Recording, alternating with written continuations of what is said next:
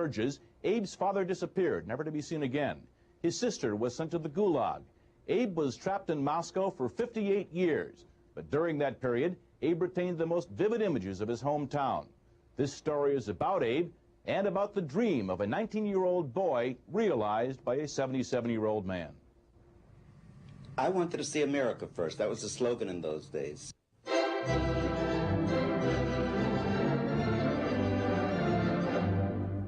I'm seeing it last instead of first, but at least I'm seeing it.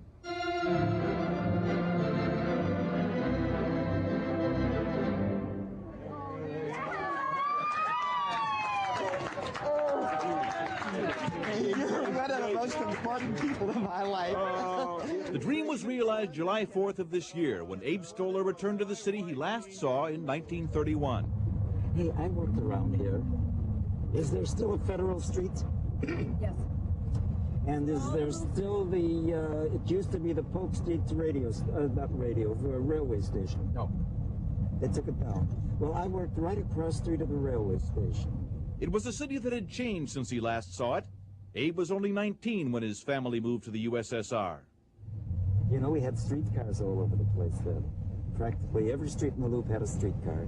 But it was a city Abe couldn't forget, even though the chances of returning to it had seemed remote. Would you like to see Chicago again? Of course. I dream of it. Moscow, the fall of 1986, an apartment on Moscow's southwest side. Abe's old house on Chicago's northwest side, 5,000 miles away and more than half a century in the past. I remember silly things like just walking through Humboldt Park. I used to like to walk through the Division Street part of it. Division Street cut the park into two pieces. Is that the way it is now, too? Yeah. Uh-huh. But even in Moscow, part of Abe Stolar's present. Sarah Lou, crossed my heart, I love you. A predicament was part of Abe Stolar's present, too. For the Soviets said he could emigrate, that Gita, his wife, could emigrate, that Michael, his son, could emigrate. Your mother has presented some of the problems in this case, hasn't she? Yes. She doesn't want you to go? She doesn't want to do anything for me. But his daughter-in-law's mother said she couldn't go, that granddaughter Sarah had to stay. We said we wouldn't break up our family. We don't want to break up the family. We can't break up the family. Keeping the family together is very important for you. Well, of course. We'll count the hugs and kisses when dividends are due, 'cause I'm in the market for you. So in a socialist state, an old man sang songs of a capitalist tin pan alley and dreamed of a Chicago long past whose images were so compelling he couldn't forget them. I certainly felt the city was mine.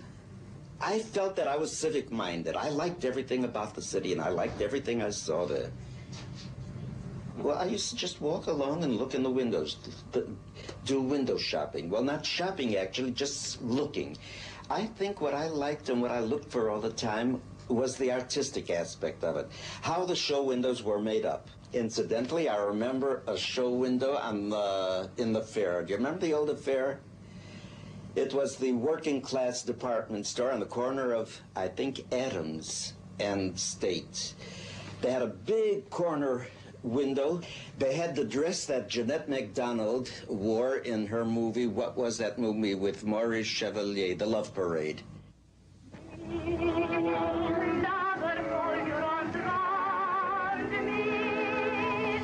They had the original dress she wore. I doubt if it was the original. They probably had one in every city. But it was impressive. It was made beautifully. It glittered and glimmered. It was white, full of shining things on it.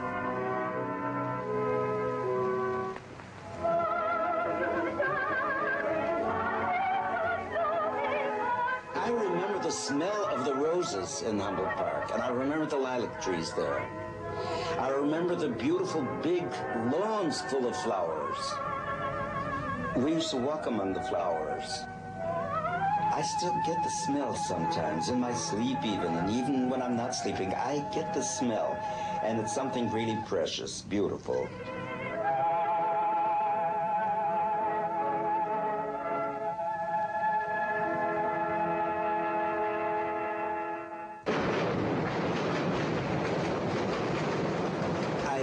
L.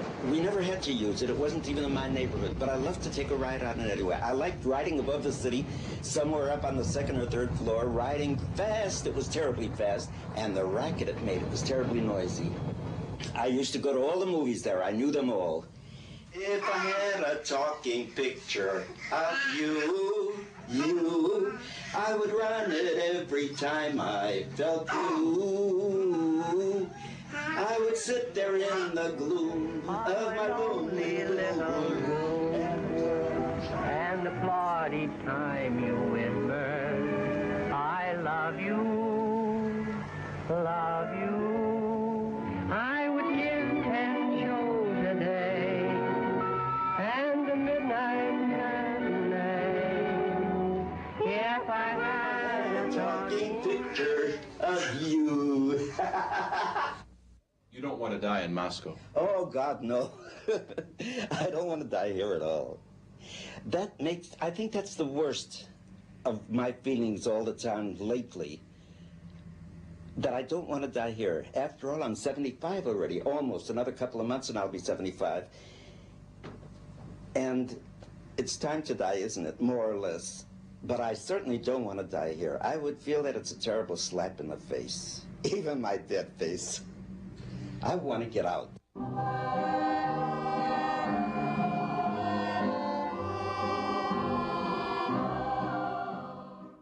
But it did feel great to come off the plane. It was simply wonderful. Just walking into this building, you could feel right away that it wasn't Russia. The stones are different. The floors, what is it, laid different.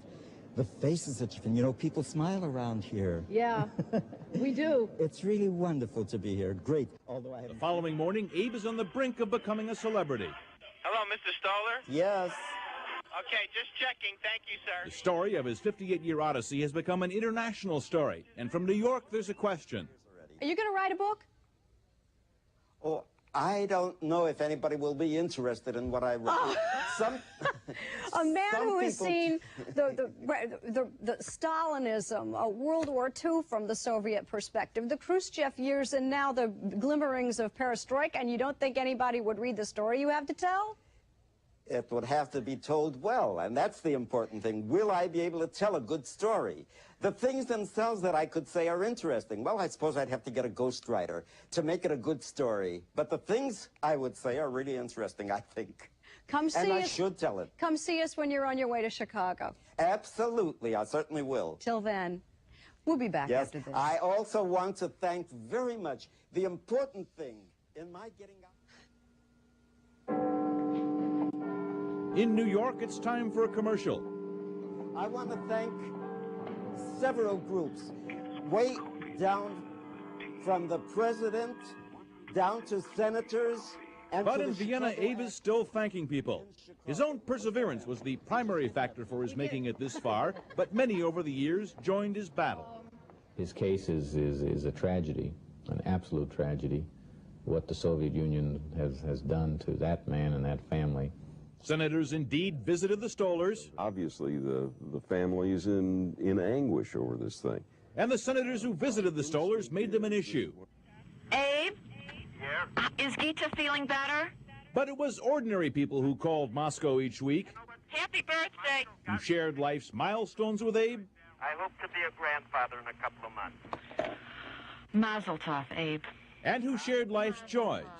And they took the image from Moscow and turned it into thousands of postcards to be sent to President Reagan. The president, they said, should make the Stolars an issue at the May 1988 Moscow summit. We want to take advantage of the summit. We want to see that this gets resolved. The politicians responded. Let's bring Abe Stolar's case up when we have this summit meeting, and let's see that justice is done for this family. In Moscow, Ronald Reagan and Abe Stolar met face to face. Did you ever suppose that you would meet the president? I dreamed of it, but I never think it would come true. Mikhail Gorbachev and Ronald Reagan met again last December. And on December 30th, the good news came. Listen, you're going to get so many hugs, you're going to be swamped. Thanks a lot. Thank you, every one of you. I know that this would never have happened without all your efforts. The Stolars left Moscow the afternoon of March 13th. From Vienna that night, a call to an old friend. And I hope someday to show you how much I appreciate all you've done for me. Well, you are a good man, Abe Stolar. You're a fighter, and you and your family, I just can't tell you how pleased I am to have you in Vienna and in freedom there. Okay, bless you. Thank you. Same to you, and greetings to your family. Tonight, I've been keeping this in my pocket all the time. I intended to put it on when we get off the plane. I thought somebody would photograph me and see it. Oh. I've been keeping it I don't know how many years. I suppose I'll wear it when I come into Chicago. For sure. I love Chicago, and I really do.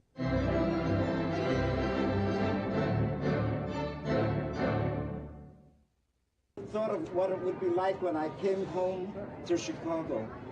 It was just a longing, and I tried hard to get here, but I never expected all of this. This is way too much. I didn't deserve all this.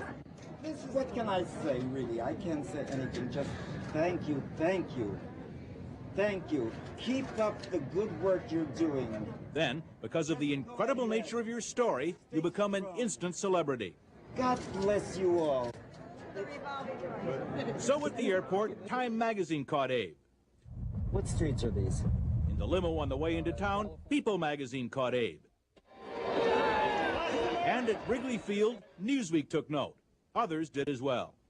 There he is. That's Abe Stolar. John Simon, or Paul Simon, rather, our senator. Does it feel good to be back in the old neighborhood? That's putting it mildly. It feels great. It makes me feel young. It really does. I feel 60 years younger. I swear I feel like 16 years old. And my whole life ahead of me. Huh? But the most significant part of this homecoming was Abe's return to his old Humboldt Park neighborhood, the neighborhood he last saw in 1931. What is it like to walk down this street after 58 years? It's the same thing. I just feel as if it's a dream. I'm still dreaming, and I hope I won't wake up. I hope it goes on. It's wonderful. You know, this is where my house stood. Right It was 2753. This is your old school here. That was my room on the corner here, the round room, in the 3rd grade. So what's this place? This is the high school I went to. Abe Stolar, Thule High School, the class of 1928. You look just like a principal should look. You look great. You look much better than I feel. Young people, this is Abe Stolar, who went to school here, and he was visiting Chicago. That was 60 years ago, 65 years ago. That was before your parents were born. And he is back in the United States, in Chicago, for the first time in 58 years. And he's been trying to get out of the Soviet Union. He's out now, and this is the school he attended, right here. How'd you get out of the Soviet Union? Yeah. Out of there? Yeah. You know, Senator Simon, where is he? He helped me get out. He stood up very courageously for what he believed. And that's a lesson for all of you. You stand up for what you believe. Grow up strong and good and be happy. Thanks a lot, kids. You're wonderful. It's wonderful to see you all. In the halls of his old high school, Abe recalls a dream that had haunted him for years. You know, in my dreams, always till this day, I run around the corridors looking for the room, and I don't know where my next lesson's going to be. In Moscow, the dream was first recalled. And I'm always late for some reason or other. Just managing to get there just after the bell. And I run up the stairs and through the corridors, and I feel that if I get in before the bell stops ringing, I won't be late and everything will be all right. For some reason, I'm in the nick of time, and I'm terribly worried that they'll start the lesson before I come in. I always get there just in the nick of time and wake up before it's too late. That's bad, isn't it? Sounds like an omen. The omen was a good one. And this was where we studied. And there was a blackboard over here. He wasn't too late. You know, I recognize this spot. What in Moscow he saw only in photographs, he now experienced firsthand once again. You know, I haven't seen any flower plots like this in years. I suppose they have them somewhere in Moscow, but... An extraordinary experience to those who behold it, but not to the man who walks through Humboldt Park. No. Everybody tells me I'm a hero, but I don't feel it. I'm quite ordinary, very ordinary, nothing special about me. The only thing special is that I'm enjoying life right now like I haven't in 60 years. It's wonderful. It's like a rebirth of some kind, as if I came back to my youth. But in that fact, there's something a bit sad. Is it a 77-year-old man who sees this tonight, or is it a 19-year-old boy? No, it's a 19-year-old boy. It really is, so help me God it is. And it's wonderful. It's a shame, though, because at 19, you've got your whole life ahead of you, and you want to enjoy it all, love it all. But how much have I got to go on?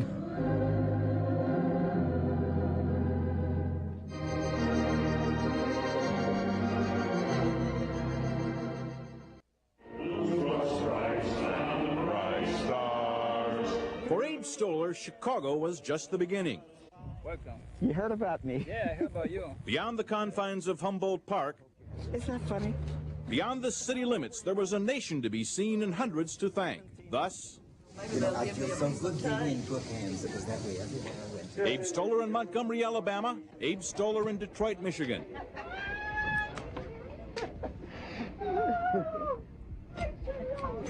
Hello. Abe Stolar, seeing America last, liking what he saw. It all seems good. It's all refreshing. And it all is beautiful to look at. Everything about America, really it is. Especially after Russia, after 58 years. Things here seem so beautiful. I forgot that a place could be so beautiful. Abe Stolar in Denver, Colorado.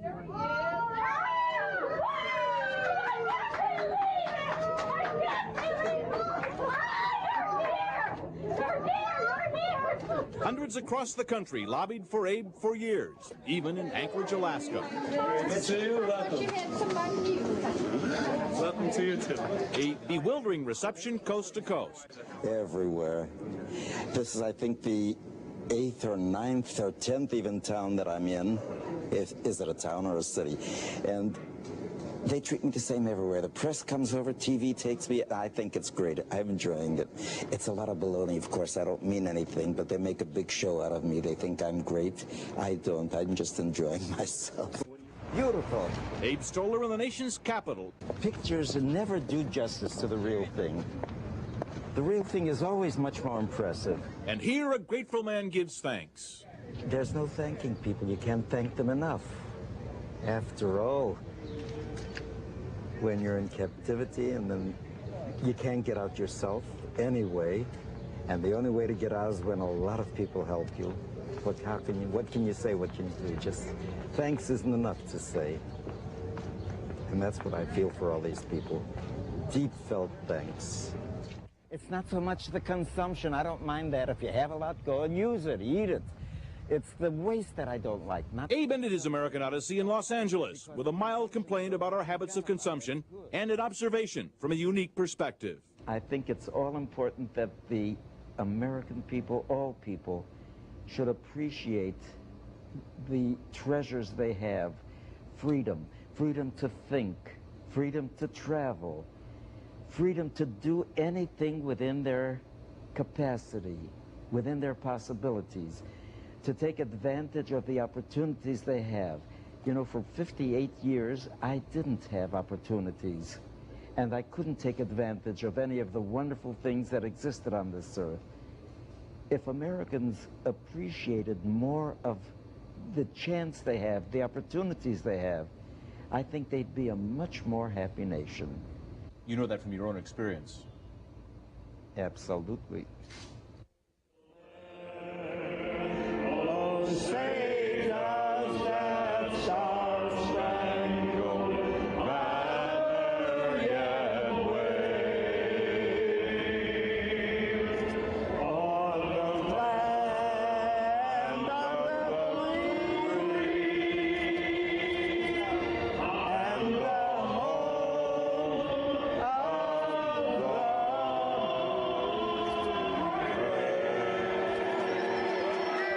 of the Since you sung that.